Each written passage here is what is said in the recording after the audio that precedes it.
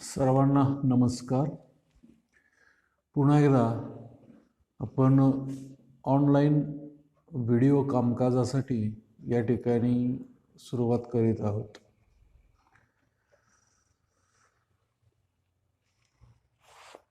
प्रथम सत्रांत परीक्षेसाठी आपण 4 पर्यंतच्या प्रकरणांची माहिती घेतलेली आहे. आता आपणासमोर स्क्रीनवर आलं जे प्रकरण आहे तर ते प्रकरण क्रमांक 5 आहे. सुरुवातीला ऑनलाईन कामकाज सुरू असताना, कॉलेजचं कामकाज सुरू असताना एकूण प्रकरणांची माहिती आपल्याला दिली होती. त्यामधलं 5वं प्रकरण जे आहे तर ते जमीन मशागत व मशागतीची अवजारे या नावाचं प्रकरण आहे. तर सर्वप्रथम याची प्रस्तावना. तर आपण आता परिसरामध्ये बघतोय ऊस पिकाची तोडणी झालेली आहे किंवा एका हंगाम संपताना आधीचं पीक काढल्यानंतर काही वैशिष्ट्यपूर्ण कामं करून शेतकरी बांधव किंवा शेती करणाऱ्या भगिनी पुढील पिकाचं नियोजन करतात.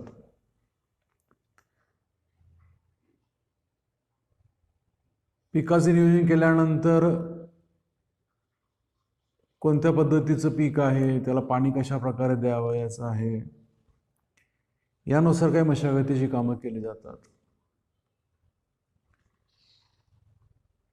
पिकाची लागण केल्यानंतर काढणी करेपर्यंत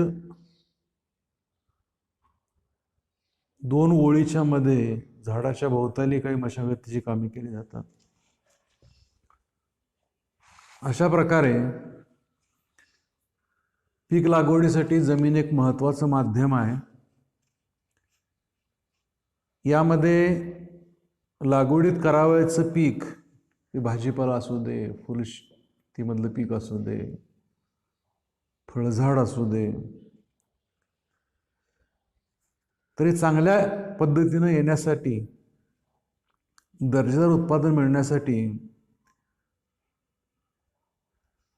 त्या जमिनीचे भौतिक, रासायनिक आणि जैविक गुणधर्म हे टिकून राहणं गरजेचं आहे आणि त्यासाठी मशागत आवश्यक आहे. ही मशागत काळजीपूर्वक व्हावी आणि एकूणच पिकाच्या वाढीसाठी जमिनीतून योग्य परिस्थिती प्राप्त व्हावी या उद्देशानं ही मशागतीची कामं केली जातात. आता याची व्याख्या, याला इंग्लिश म्हणतात टिलेज. व्हॉट इज टिलेज म्हणजे मशागत म्हणजे काय आपण पहिल्यांदा बघू. आता व्याख्या, तर जमिनीचा कठीण किंवा घट्ट असणारा पृष्ठभाग एका विशिष्ट खोलीपर्यंत भुसभुशीत करण्याच्या क्रियेला आणि त्यामध्ये वनस्पती वाढीसाठी चांगली स्वाभाविक स्थिती बनवून देण्याच्या कामाला जमिनीची मशागत असं म्हणतात.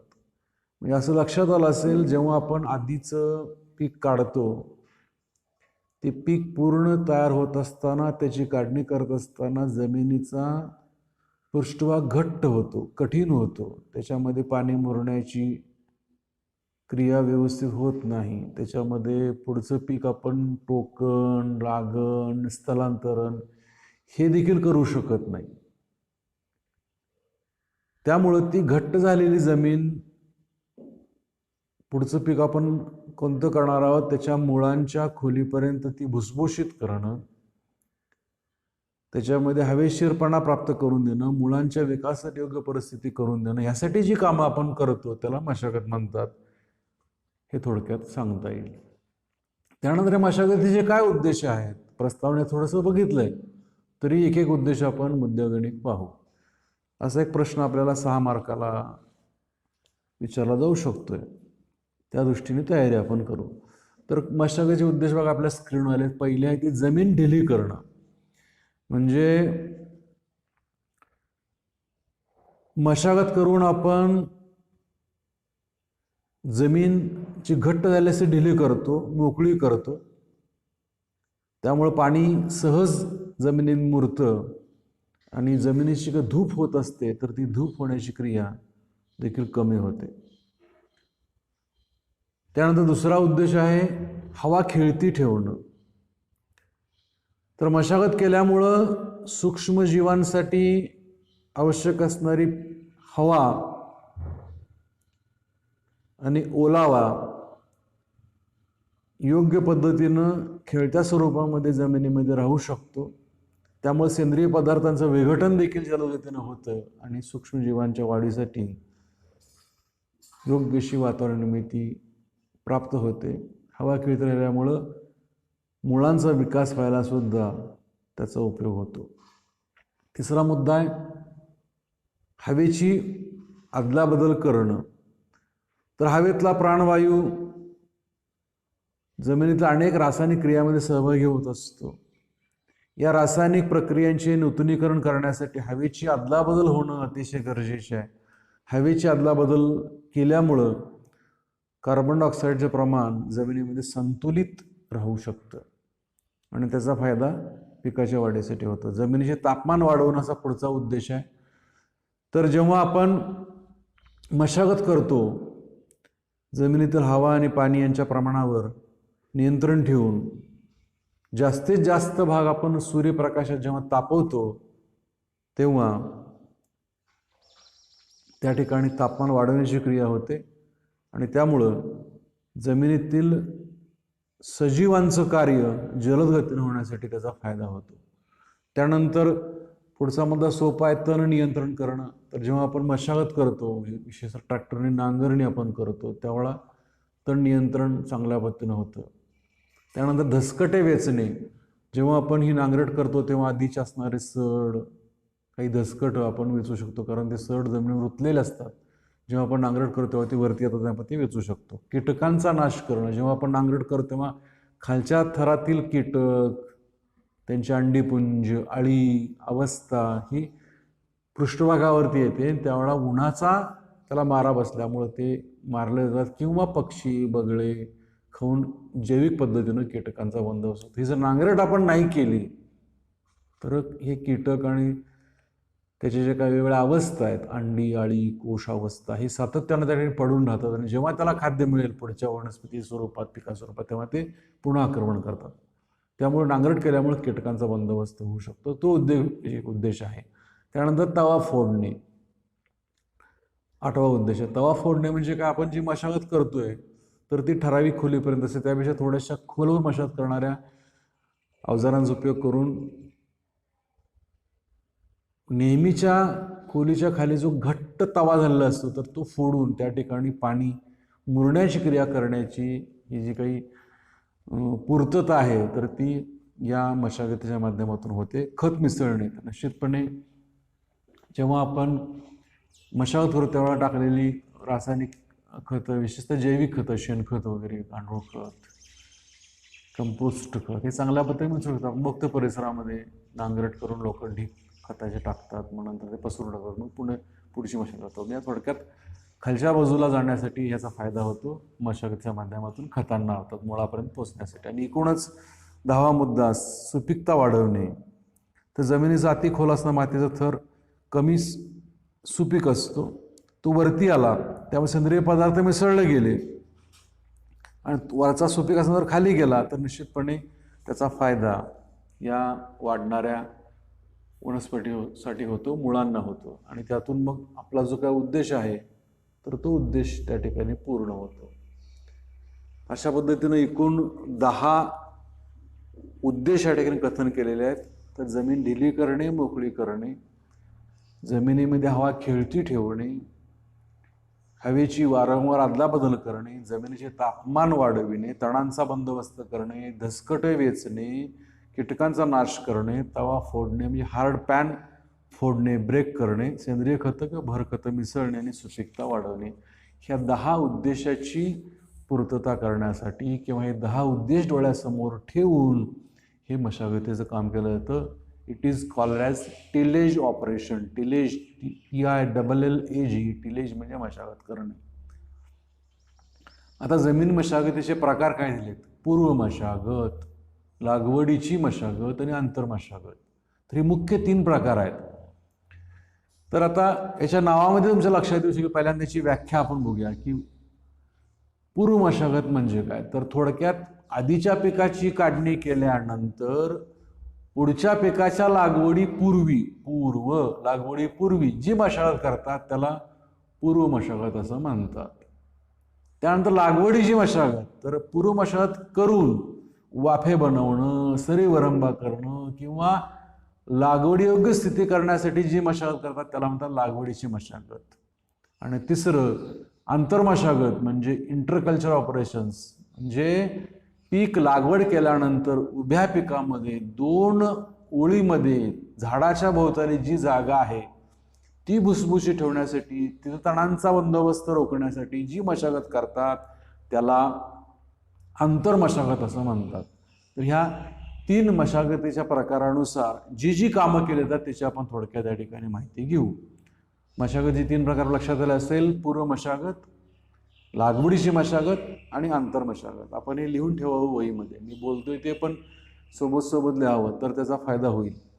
त्यानंतर मशागतीच्या या प्रकारानंतर पूर्व मशागतीच्या अंतर्गत कुठली कामं येतात की ज्यामुळं घट्ट असणारी जमीन लागवडीयोग्य बनते.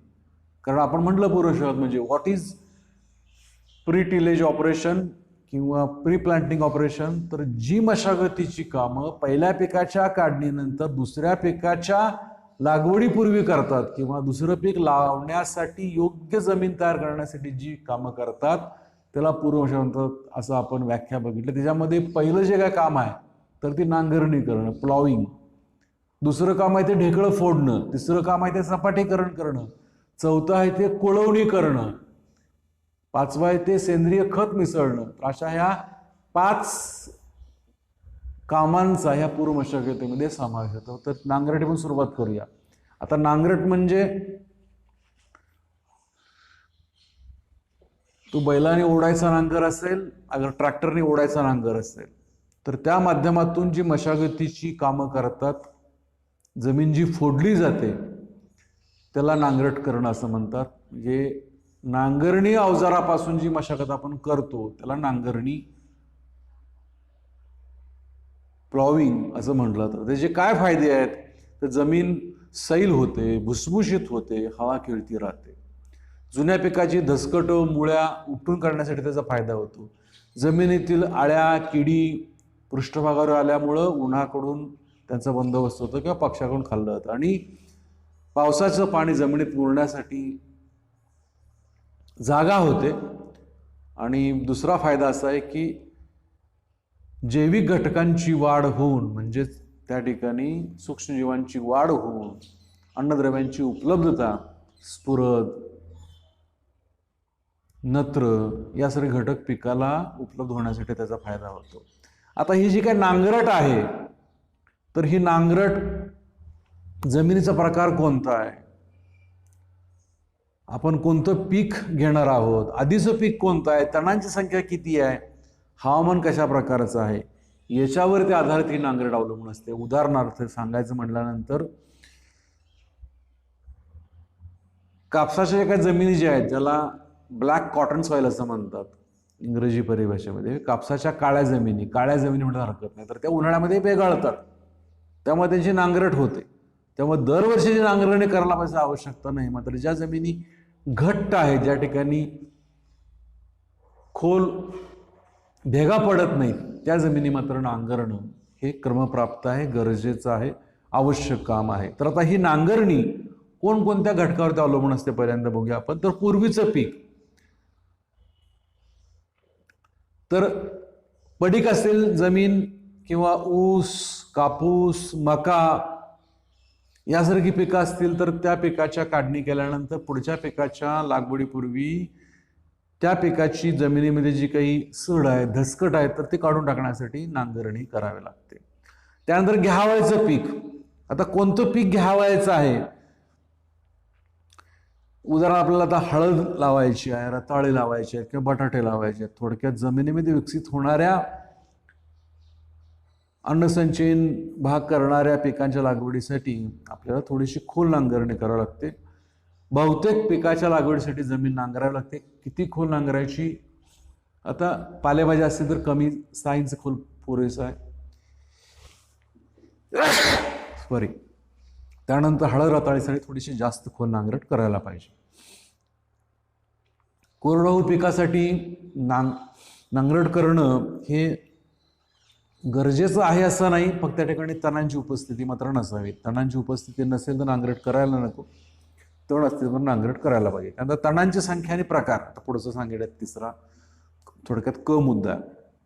तर जमिनीमध्ये लवाळा, हरळी, कुंद यासारखे बहुवर्षावी तण असतील, खोलवर मुळं असणारी तण असतील तर त्यांचा बंदोबस्त करण्यासाठी, तणांचा बंदोबस्त करण्यासाठी नांगरटी करावी लागते. जमिनीचा प्रकार आता आपण बघितलं, खोल भेगाळणाऱ्या जमिनी असतील तर नांगरट करण्याची गरज नाही.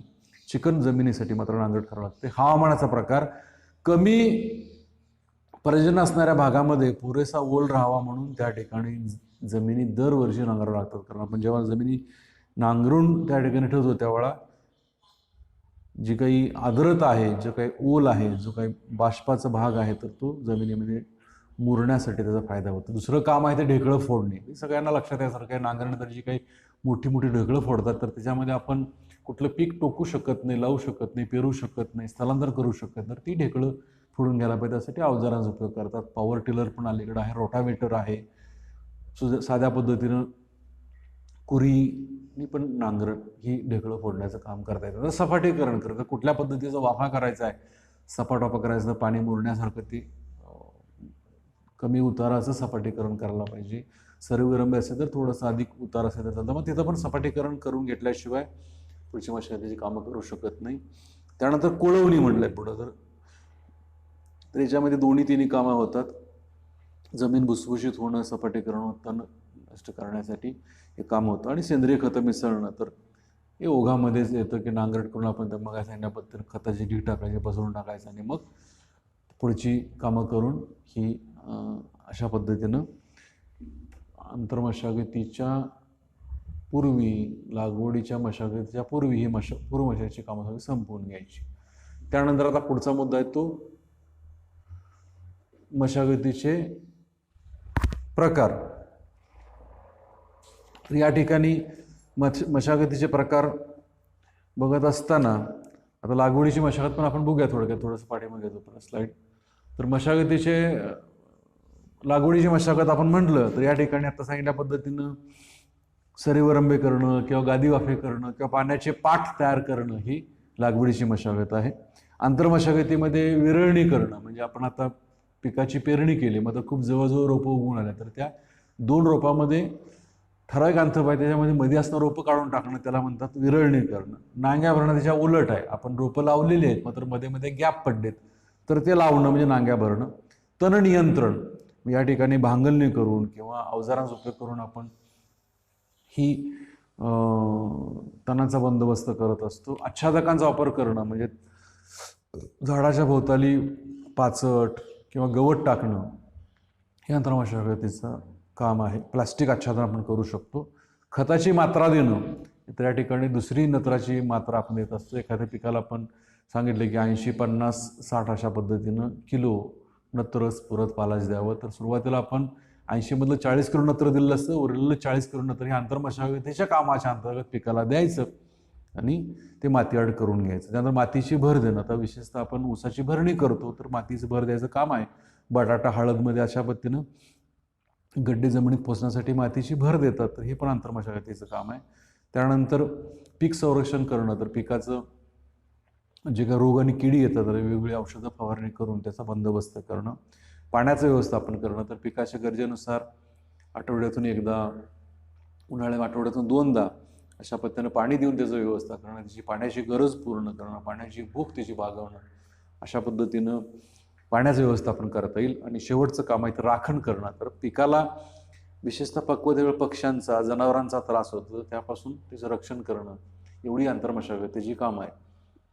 तर आंतरमशागतीच्या कामांचा पुन्हा एकदा मी आढावा घेतो. तर विरळणी करणं, जादा असणारी रोपं काढून टाकणं, नांग्या भरणं म्हणजे कमी पडलेली रोपं लावणं, तण नियंत्रण, तणांचा बंदोबस्त करणं, आच्छादकांचा वापर करणं म्हणजे प्लास्टिक किंवा धसकट, काडी कचरा, गवत झाडाच्या भोवताली टाकणं, खताची मात्रा देणं, दुसरा खताचा नत्राचा आपल्या तो देणं, भर देणं म्हणजे माती लावणं बाजूला, विशेषतः बटाटा, हळद यासारख्या जमिनीत पोचणाऱ्या पिकांसाठी, गड्डे पिकांसाठी. पीक संरक्षण करणं म्हणजे पीक वाढत असताना जे काही कीड किंवा रोग येतात तर त्याचा बंदोबस्त करणं. पाणी व्यवस्थापन म्हणजे पिकाच्या गरजेनुसार आठवड्यातून एकदा किंवा उन्हाळ्यामध्ये 2दा पाणी देऊन त्याची गरज पूर्ण करणं, मगच पिकाची वाढ चांगली होईल, शाखी वाढ व्यवस्थित होईल, फुलं व्यवस्थित होईल, फळं व्यवस्थित आणि फळांचा दर्जा पण चांगला राहील, अशी ही पाण्याची व्यवस्था करणं. ती मग ड्रिपने करू, पाठ पाण्याने करू, स्प्रिंकलर जे असेल त्या पद्धती तो भाग नंतरच येतो. म्हणजे पाण्याची गरज पूर्ण करणं हा मुद्दा आहे. आणि राखण करणं म्हणजे to protect the plant from pest and diseases and birds. म्हणजे पीक वाढीच्या अवस्थेत असताना पक्ष्यांचा त्रास होतो, जनावरांपासून राखावं लागतं, अशा पद्धतीनं त्याची राखण करणं. प्लांट प्रोटेक्शनमध्ये सगळं येतं आहे, सेपरेट राखण आपण घेतलं आणि पीक संरक्षण वेगळं घेतलेलं आहे. ठीक आहे, अशा पद्धतीनं आंतरमशागतीचं काम झालं. म्हणजे पूर्व मशागत झाली, लागवडीची मशागत झाली, आंतरमशागत झाली. आता पुढचा मुद्दा जो येतोय तर तो मशागतीच्या पद्धती काय आहेत जगभरामध्ये. तर शून्य मशागत पद्धत पहिली. शून्य मशागत अर्थ आहे कोणत्याही प्रकारची मशागत करायची नाही, हा कमीत कमी मशागतीचा भाग आहे. तर या ठिकाणी फक्त आणि फक्त पीक लावण्यासाठी जेवढी आवश्यक मशागत आहे तेवढीच मशागत करायची, म्हणजे कोणत्याही स्वरूपात पूर्व मशागत करायची नाही आणि आंतरमशागतीची पण क्रिया फारशी करायची नाही. फक्त आणि फक्त पीक लावण्यासाठी जेवढी आवश्यक मशागत आहे तेवढीच मशागत करायची, त्याला म्हणतात शून्य मशागत पद्धत. याच्यामध्ये थोडीशी नत्राची हप्ता कमी लागते, त्यानंतर याच्यामध्ये बहुवर्षावी तणाचं प्रमाण वाढतं, रोगकिडीचा प्रभाव देखील जास्त राहतो, तरीसुद्धा या ठिकाणी खर्च कमी येत असल्यामुळं आणि शून्य मशागतीमध्ये सेंद्रिय खतांचा त्या ठिकाणी भर होत असल्यामुळे ही मशागत काही ठिकाणी अजूनही अवलंबतात, झिरो कल्टिव्हेशन असं म्हणतात. त्यानंतर कमीत कमी मशागत, याच्यामध्ये जेवढे आवश्यक आहे तेवढीच मशागत करायची. विनाकारण खोलवर मशागत करणं, प्रत्येक वर्षी मशागत करणं हे काम करायचं नाही. याच्यामुळं काही फायदे आहेत, खर्च कमी येतो, खतांचा वापर आपल्याला कमी करता येतो, पाणी मुरण्याची क्रिया चांगल्या पद्धतीनं होते, जमिनीचे घडण चांगले होते, धूप कमी होते, म्हणजे एका ठिकाणी दुसऱ्या ठिकाणी जे काही मातीचे कण वाहून जातात ते थांबतात आणि त्या माध्यमातून आपल्याला बचत होऊन जेवढी आवश्यक आहे तेवढी मशागत आपण करून पिकाचं नियोजन करू शकतो.